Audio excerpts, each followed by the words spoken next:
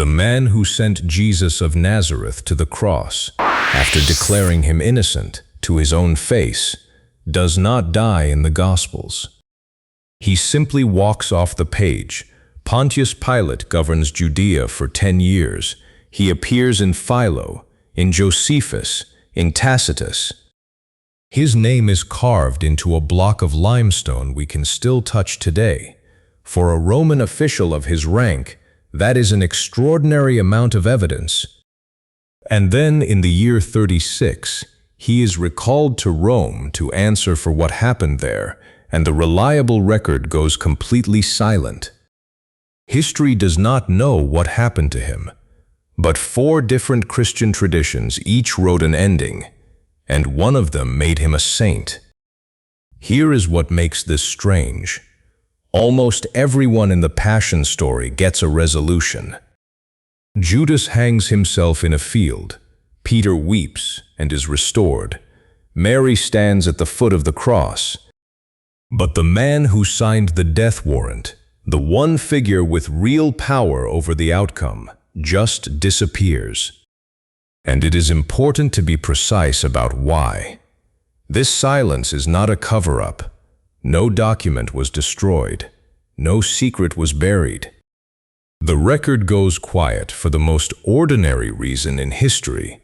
The process that would have judged Pilate was interrupted, and no one thought his private fate was worth tracking. What fills that silence is not history.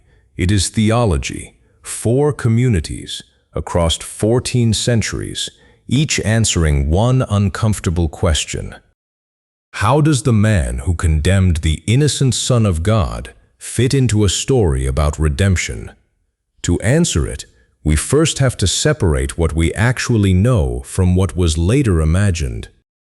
Start with the solid ground. 4 sources place Pilate in sharp historical focus, and they were not writing to flatter him. Philo of Alexandria, writing around the year 41, describes Pilate hanging gilded shields honoring the emperor inside Jerusalem. The offense provokes the Jewish leadership. They appeal over Pilate's head directly to the emperor Tiberius. And Tiberius sides against his own governor. He orders the shields removed and rebukes Pilate in writing. Remember that detail. It matters later. Now Josephus, the Jewish historian writing decades afterward, gives us the fullest account, and it reads like a man escalating. First, the standards. Pilate marches military images bearing the emperor's likeness into Jerusalem by night, breaking a religious prohibition. Crowds surround his residence for 5 days. On the 6th, he threatens them with death, and they bare their necks, choosing death over the violation. Pilate backs down. Then the aqueduct. Pilate takes funds from the temple treasury to build it, and the city erupts in protest. His response is chilling. He hides soldiers in plain clothes among the crowd, clubs concealed. On a signal, they attack. Many are beaten to death. This is the pattern Josephus records: a governor who provokes, tests the limit, and answers dissent with force. And a 4th source confirms Pilate from completely outside the Christian and Jewish world. Tacitus, a Roman senator with no sympathy for either faith, writing around the year 116. He names Pilate directly, the man who put Christ to death under the Emperor Tiberius. It is one of the earliest non-Christian references to the crucifixion that survives. And it is worth noting, 10 years in Judea was a long posting. Most prefects served far shorter terms. So this was not a weak or absent administrator. This was an entrenched one, which makes what happened next all the more abrupt. Because in the year 36, that pattern finally caught up with him at a mountain in Samaria. A Samaritan prophet gathers a crowd at Mount Gerizim, promising to reveal sacred vessels said to be hidden by Moses.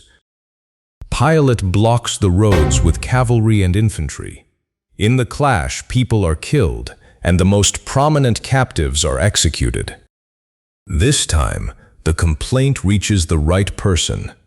The Samaritans send a formal embassy to Vitellius, the Roman legate of Syria, Pilate's direct superior. And Vitellius acts. He sends a replacement to Judea and orders Pilate to Rome, to answer to the emperor in person. Josephus tells us Pilate hurried back. He could not refuse. And that is the last thing any reliable source says about him, but it is only the surface. Because here is the hinge, the exact point where history ends and legend begins. Pilate is on the road to Rome. The accusation is filed. The emperor is waiting to hear the case. And then, in March of the year 37, Tiberius dies, before Pilate arrives, before the case is ever heard. The whole judicial process simply lapses in the chaos of a new emperor's rise. Josephus moves on to describe Caligula and never returns to Pilate. There is no verdict, no sentence, no recorded death. The man vanishes at the precise moment his story should have resolved. Now sit with how unbearable that gap would have felt to later Christians.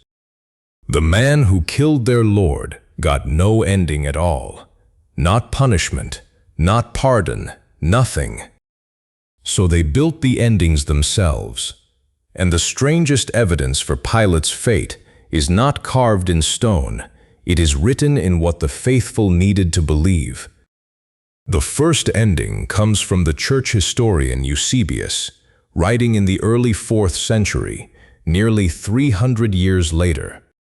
Eusebius reports that Pilate, fallen into misfortune under the Emperor Caligula, was forced to become his own murderer, that he died by suicide. And Eusebius is explicit about what it means. This, he says, was divine justice catching up with the man. But notice the caveat that changes everything. Eusebius names no source. He gestures vaguely at unnamed historians, and no such record survives anywhere else, in any Greek, Roman, or Jewish text we possess. So this first ending is already not quite history. It reads less like a documented death than like a theological verdict, the ending justice demanded. By the Middle Ages, that impulse ran completely wild, into pure legend, with no claim to historical sourcing at all.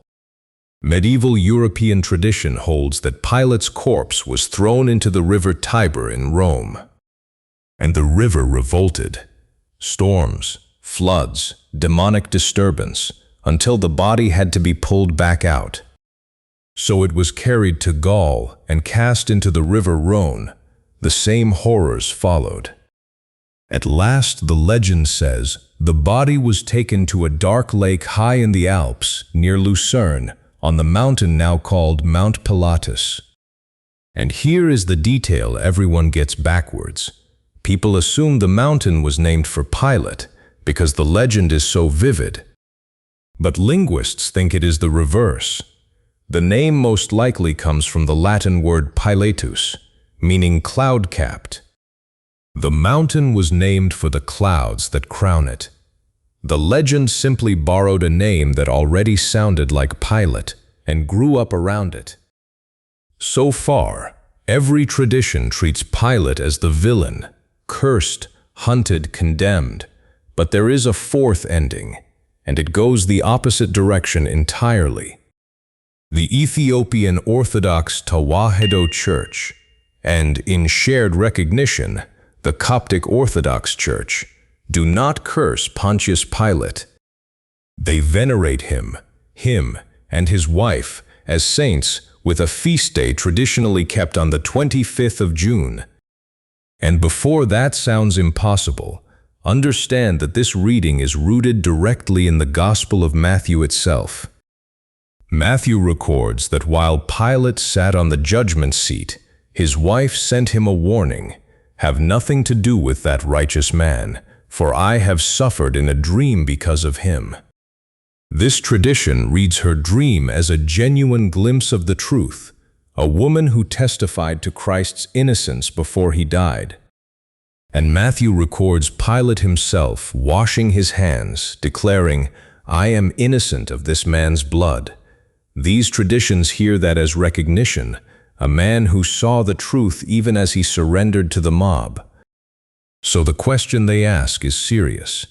If even the governor who condemned Jesus knew he was innocent, does that flawed, too-late recognition still reach toward grace? And that is the real revelation of this story.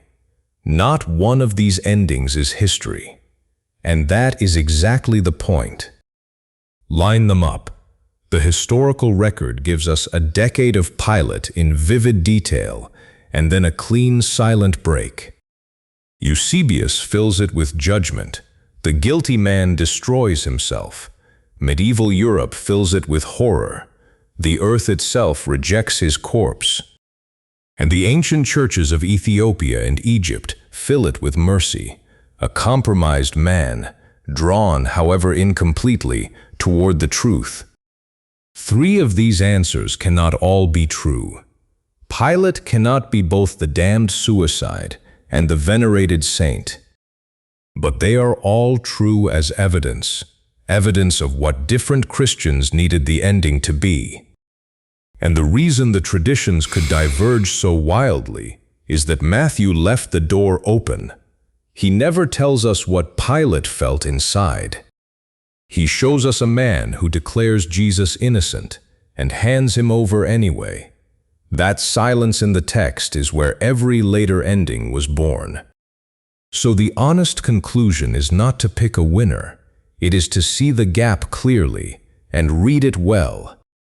History gives us Pilate in focus for 10 years, and then genuine silence, an interrupted trial, and a name no one had reason to follow. Everything after that is not the record of what Pilate did. It is the record of how the church wrestled with guilt, judgment, and the reach of forgiveness. And knowing that does not shrink the story, it deepens it. The mystery was never really about Pilate, it was about us. So here is what to carry away. When the evidence stops, pay close attention to what people invent to replace it. The four fates of Pontius Pilate tell us almost nothing about a Roman prefect, and almost everything about how faith metabolizes an unanswered question.